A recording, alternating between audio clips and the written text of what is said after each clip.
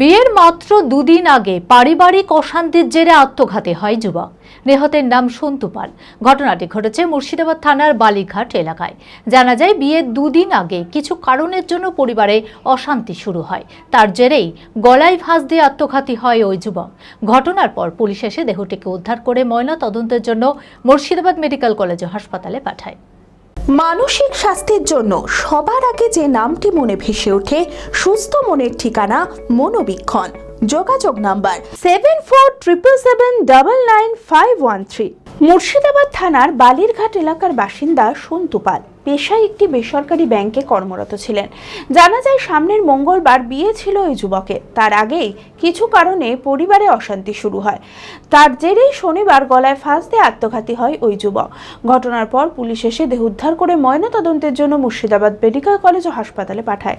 ঘটনায় শোকের ছায়া পরিবার জুড়ে। বাড়িতে একটু পারিবারিক অশান্তি ছিল, তারপরে গলায় দড়ি দিয়ে পারিবারিক বাড়িতে এসেছিল যে মোটামুটি আমরা নিয়ে এসেছিলাম তার হসপিটালে ভর্তি হয়েছিল। হসপিটালে বাড়িতেই নিয়েছে না, মেডিকেল না বাড়িতেই করাতে দিয়েছে। হ্যাঁ, বাড়িতে করে দিই। তার সামনে মঙ্গলবার বিয়ে ছিল ছেলেটা ওর বিয়ে। হ্যাঁ, সামনে এই আগামী মঙ্গলবার বাজার সব কমপ্লিট, বাজার প্যান্ডেল ফ্যান্ডেল সব কমপ্লিট। জেড একাডেমি গত 3 বছর সাফল্যের পর চতুর্থ বছরের পথ চলা।